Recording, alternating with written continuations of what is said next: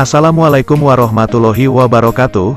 Selamat datang kembali di channel CTR. Untuk kali ini sang admin CTR akan membacakan sebuah sejarah tentang berdirinya Kampung Maspati yang direquest oleh penggemar berat CTR yang bernama Rengga Rekaro.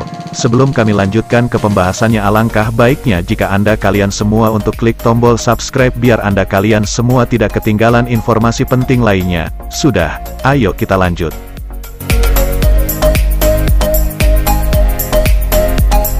Wajah kota Surabaya sudah banyak berubah sejak ratusan tahun lalu. Kini, di usia ke-729, Surabaya sudah banyak dihiasi gedung-gedung perkantoran yang menjulang tinggi. Bila ingin menikmati suasana Surabaya era kolonial, coba datang ke Kampung Lawas Maspati.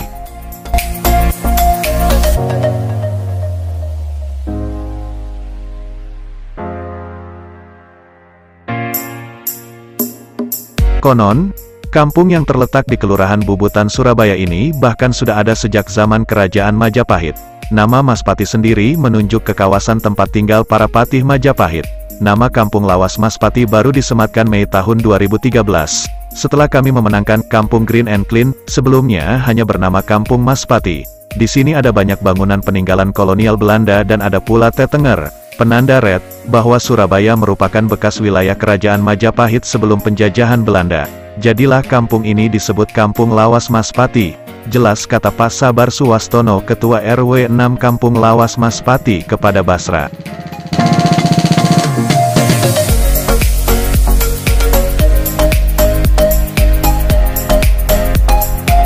Menurut pengamatan Basra, ada sekitar 10 bangunan kuno peninggalan Belanda yang masih berdiri kokoh hingga sekarang. Bangunan tersebut menyebar di Maspati Gang 5 dan 6. Bahkan, ada rumah mantri nyamuk yang terletak di Maspati Gang 6 dan persis di depan rumah Pak Sabar.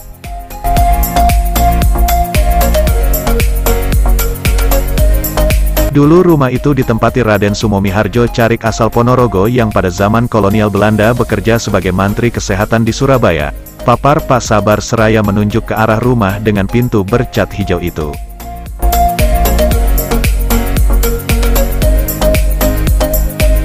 Menurut Pak Sabar, bahwa rumah itu kini sudah tak berpenghuni meski masih berdiri kokoh, namun banyak bagian dinding rumah tersebut yang sudah terkelupas.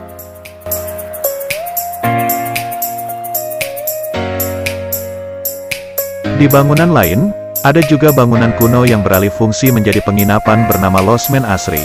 Losmen ini terletak di dekat pintu masuk Maspati Gang 6. Dulu, rumah ini dijadikan tempat membuat roti dan pernah juga jadi dapur umum saat zaman Belanda. Namun sejak tahun 1958, rumah tersebut beralih fungsi menjadi losmen.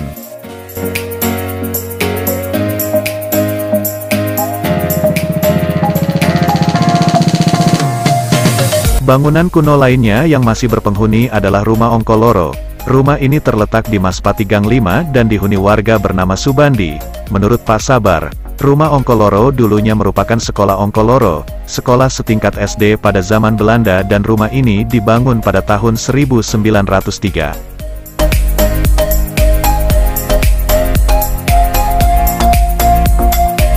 Tak jauh dari Rumah Ongkoloro terdapat sebuah bangunan omah tua yang di atapnya tertulis 1907. Tulisan di atap rumah tersebut memang sebagai penanda, bangunan itu didirikan pada sekitar tahun 1907.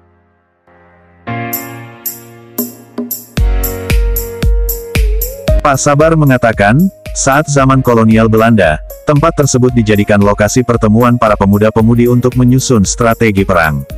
Sekarang, rumah tersebut difungsikan sebagai kafe, imbuh Pak Sabar.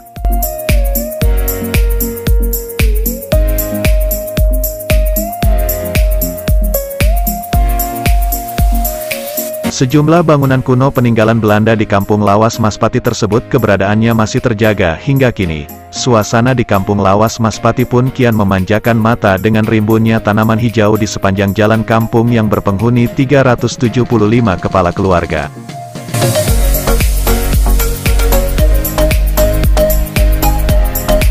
Setiap warga di sini menanam tanaman jenis herbal, jadi selain dikenal sebagai Kampung Lawas juga dikenal sebagai Kampung Herbal, simpul Pak Sabar.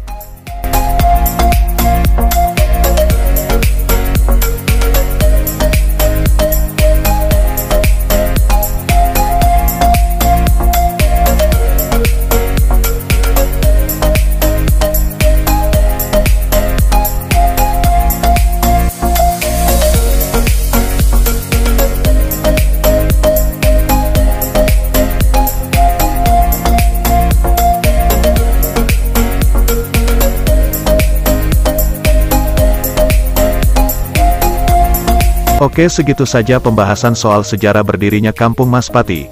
Semoga kalian semua terhibur dan dapat menambah wawasan dengan berita sejarah ini. Sampai jumpa kembali di pembahasan berikutnya.